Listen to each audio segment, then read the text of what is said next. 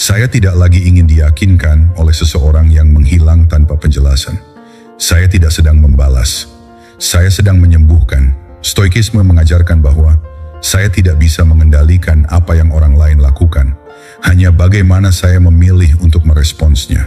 Dan disitulah letak kebebasan saya. Keheningan saya bukan permainan. Ia adalah kedisiplinan. Ia adalah keputusan sadar untuk tidak terlibat dalam tarik ulur emosi yang tidak sehat. Kini, saya tidak berharap siapapun kembali. Yang saya butuhkan untuk kembali hanyalah diri saya sendiri.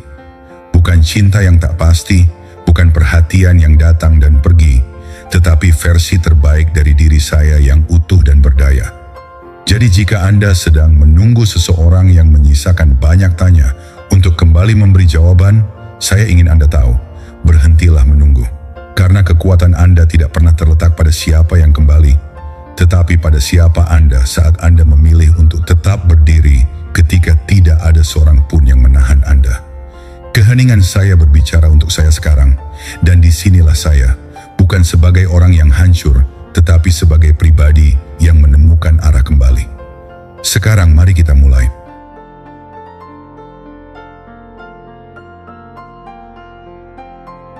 Pertama-tama, dia menjauh bukan karena bingung, bukan karena kehilangan arah, dan bukan pula karena ingin sendiri untuk berpikir. Dia menjauh dengan kesadaran penuh. Ada niat, ada perhitungan, ada skenario yang sudah dia rancang. Dia ingin tahu apakah saya akan mengejarnya. Karena menurut banyak orang, itulah bukti bahwa seseorang benar-benar milikmu. Apakah dia akan datang saat kamu mundur? Dan memang, banyak orang termasuk saya dulu, pernah jatuh dalam jebakan itu. Ketika seseorang mulai menarik diri, naluri kita bereaksi, kita panik, kita mengirim pesan panjang yang tak pernah dibalas, kita minta maaf bahkan untuk hal-hal yang tidak kita lakukan, kita mencintai lebih keras, memberi lebih banyak, berharap lebih kuat, sementara dia berbicara lebih sedikit, menjauh lebih dalam, menghilang secara emosional. Mengapa? Karena dia sudah mendapatkan jawabannya. Bahwa saya hancur saat dia menjauh, bahwa saya masih membutuhkannya, bahwa saya akan mengejarnya. Tapi setelah beberapa waktu saya mulai melihat dengan jernih. Ini bukan tentang cinta yang bingung, ini tentang permainan kuasa yang dibungkus dengan topeng, aku butuh waktu. Ketika seseorang menjauh, tidak selalu berarti dia ingin pergi. Kadang, dia hanya ingin tahu seberapa besar kuasanya terhadap kita. Dan jika kita bereaksi secara impulsif, emosional, rapuh, memohon kejelasan, maka permainan itu berakhir. Kita sudah menyerahkan kendali, kita menunjukkan bahwa damainya hati kita bergantung pada kehadiran orang lain, namun tidak lagi bagi saya. Kali ini saya memilih jalan yang berbeda. Saya tidak membalas dengan kemarahan atau kalimat panjang yang menjelaskan perasaan. Saya tidak terjatuh dalam permainan yang sama. Saya diam, bukan karena tidak peduli, tetapi karena saya memilih berdiri teguh. Saya menyadari bahwa ini adalah ujian kedisiplinan emosi, ujian keheningan, ujian apakah saya tetap bisa hadir untuk diri saya sendiri, bahkan ketika seseorang yang saya sayangi berubah menjadi asing. Dan saat saya bertahan, saat saya tidak mengejar, tidak menjelaskan, tidak berdebat, sesuatu mulai berubah. Dia yang awalnya yakin bahwa saya akan berlari mengejarnya, kini mulai merasakan sesuatu yang tidak dia perkirakan, ketidakhadiran saya. Keheningan saya mulai menjadi gema yang mengganggunya.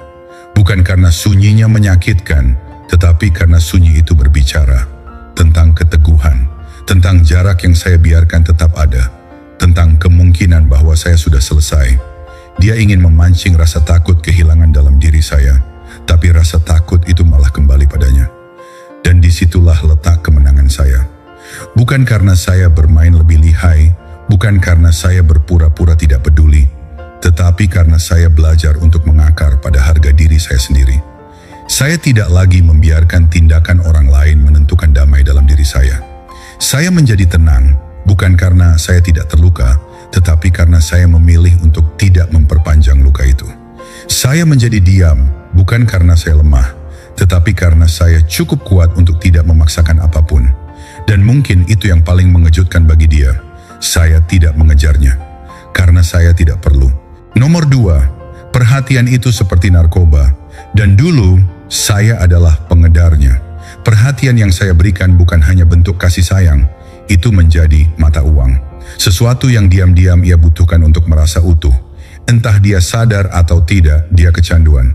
Setiap pesan ucapan selamat pagi, setiap pujian, setiap emoji, setiap like yang saya tinggalkan, semuanya memunculkan efek yang sama. Validasi, rasa diinginkan, rasa aman. Bukan hanya dicintai, tapi juga dilihat, diakui, dianggap penting. Lama-kelamaan, perhatian saya menjadi tempat ia bergantung. Seperti seseorang yang butuh dosis harian. Tapi disitulah masalahnya. Karena saya selalu ada, saya menjadi terlalu mudah, terlalu tersedia, terlalu bisa ditebak.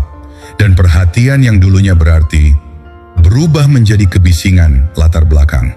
Bukan karena saya tidak berharga, tapi karena saya tidak pernah absen. Ia lupa rasanya berjuang untuk mendapatkannya.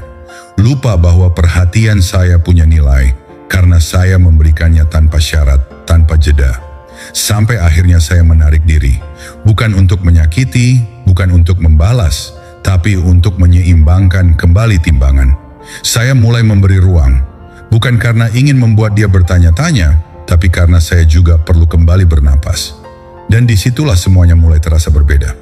Keheningan saya berbicara lebih keras dari ribuan pesan. Ketidakhadiran saya menjadi kekosongan yang menggema. Otak manusia membenci kekosongan. Ia mulai mencari-cari, memeriksa status saya. Bertanya-tanya kenapa saya tidak lagi menyukai unggahannya. Kenapa tidak ada notifikasi dari saya. Padahal saya tidak sedang mengabaikan. Saya hanya berhenti memberi secara cuma-cuma. Saya sedang menata ulang waktu saya, fokus saya, energi saya. Semua itu harus layak diberikan. Bukan sesuatu yang bisa diakses kapanpun seseorang ingin merasa diperhatikan. Dan saya belajar, semakin sedikit saya memberi, semakin berharga kehadiran saya. Itu bukan manipulasi, itu prinsip kelangkaan. Sesuatu menjadi lebih diinginkan saat tidak bisa didapat dengan mudah. Dan sekarang, karena saya tidak lagi tersedia seperti dulu, ia mulai mempertanyakan pilihannya, memutar ulang percakapan, menebak-nebak apa yang terjadi. Itulah yang terjadi saat saya berhenti menjadi pemasok dan mulai menjadi hadiah. Stoikisme mengajarkan bahwa saya tidak bertanggung jawab atas ekspektasi orang lain terhadap saya. Saya bertanggung jawab atas bagaimana saya memilih untuk hadir, secara sadar, secara bernilai. Dan kali ini saya tidak lagi hadir untuk mengisi kekosongan orang lain. Saya hadir karena saya memilih. Dan karena saya tahu, saya pantas dipilih juga. Nomor 3, seni ketidakhadiran yang strategis.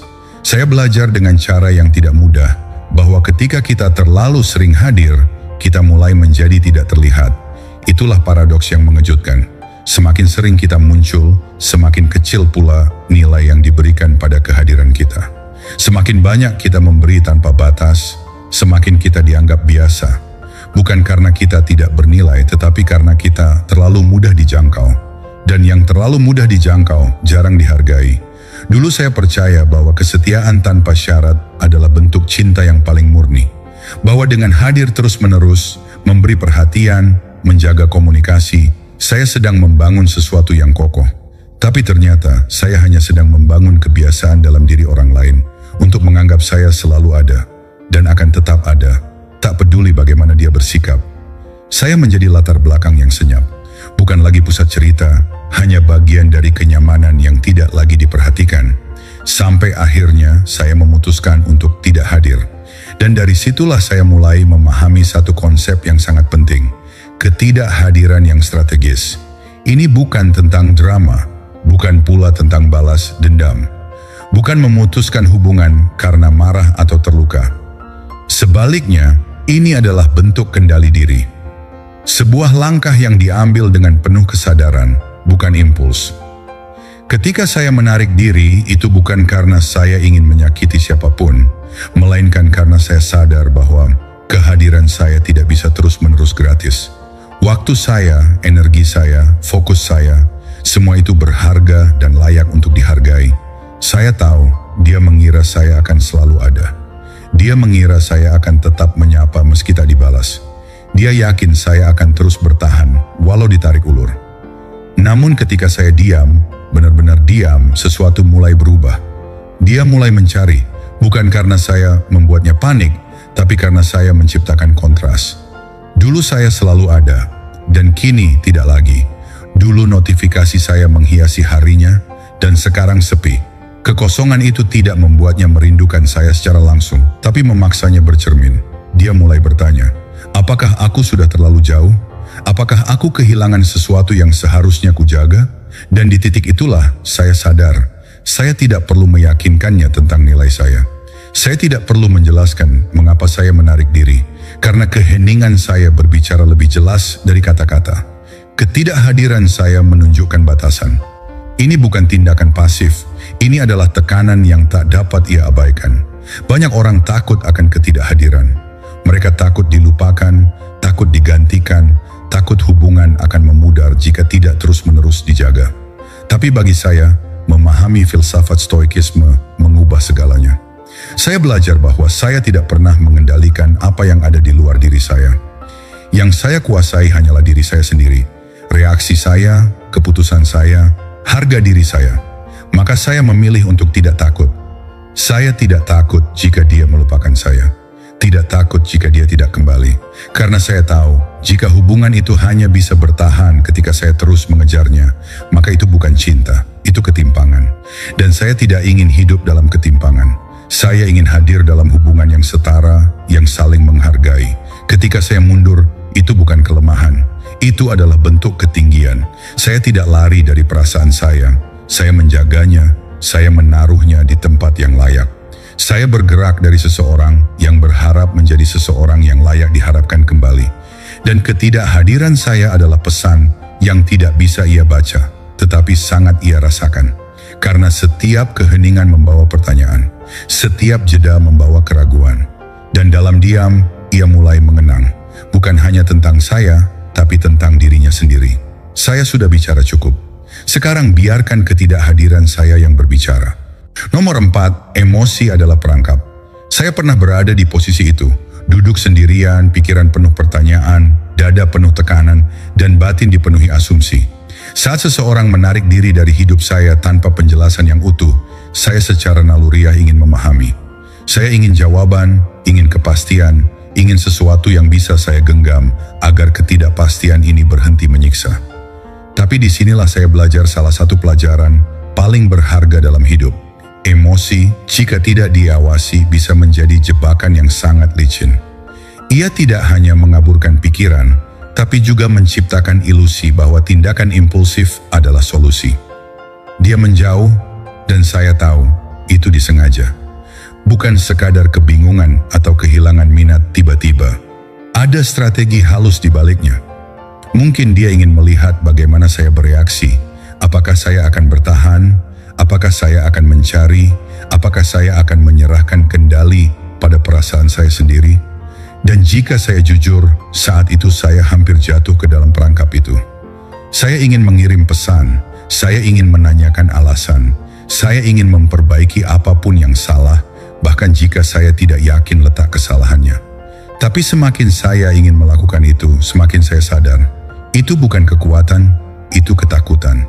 Itu bukan cinta, itu kegelisahan yang membungkus diri dalam kerinduan.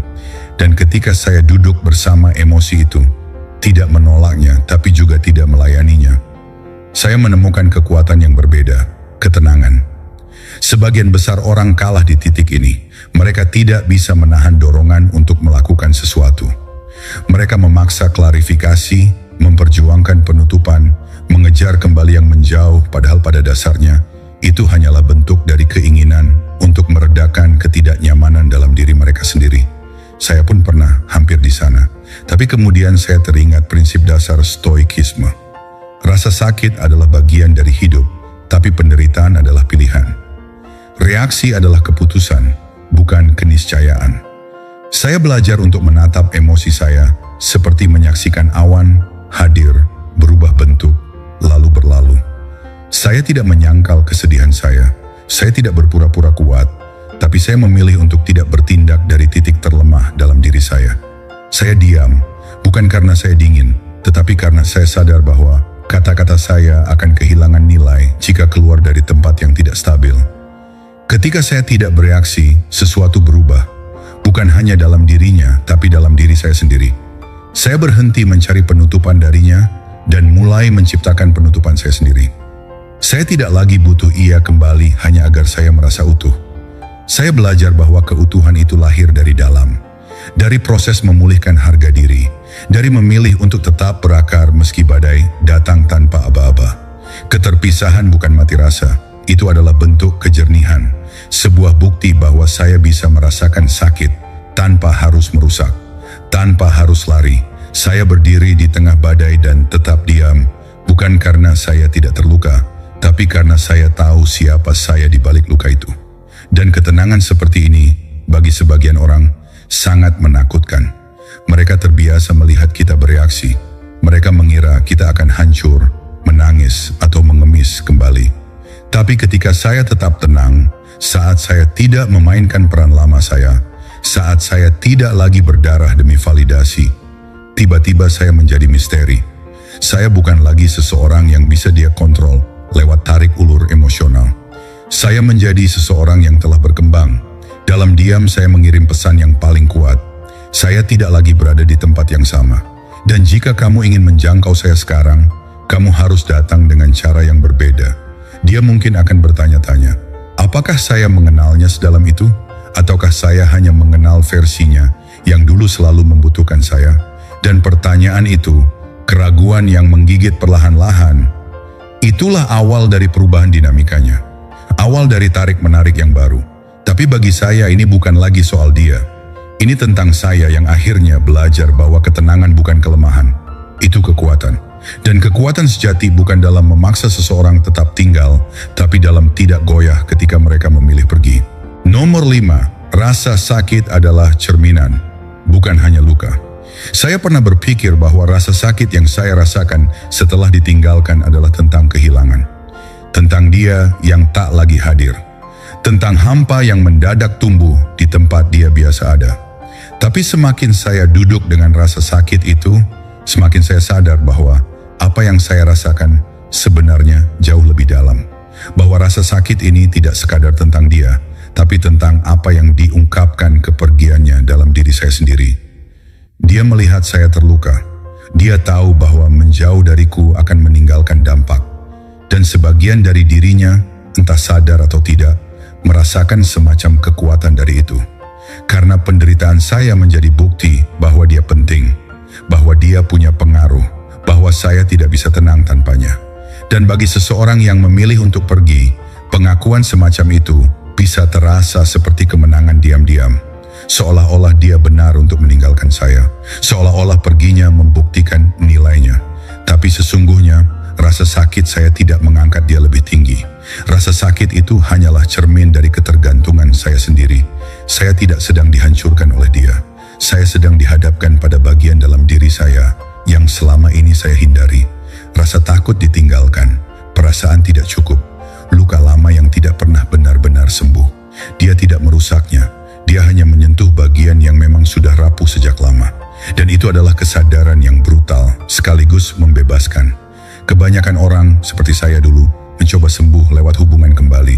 Kita berharap kalau dia kembali, luka ini akan sembuh. Kalau dia menjawab pesan kita, kalau dia minta maaf, kalau dia mengatakan masih peduli, maka rasa sesak ini akan hilang. Tapi kita salah, karena yang menyakitkan bukanlah dia yang tidak ada. Yang menyakitkan adalah keyakinan bahwa tanpa dia, kita tidak utuh. Itu adalah ilusi yang secara perlahan meracuni jiwa kita. Dan itu yang harus kita lepaskan. Saya belajar bahwa rasa sakit ini bukan kutukan, bukan akhir dari cerita, tapi sebuah sinyal. Dalam stoikisme, rasa sakit bukanlah musuh,